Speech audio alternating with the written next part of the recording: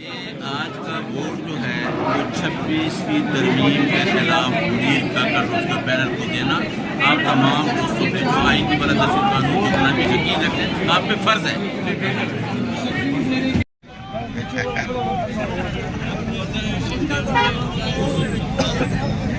ये जी अल्हम्दुलिल्लाह आज जितने भी मुकदमा थे सारे जुडिशल हो चुके हैं, सबको जुडिशल कर दिया गया।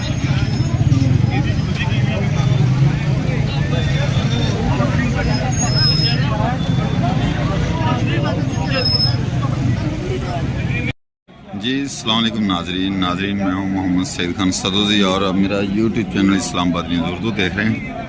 आज 780 कोर्ट में दहशतगर्दी कोर्ट में इधर ATC कोर्ट इस्लामाबाद में मौजूद हूँ।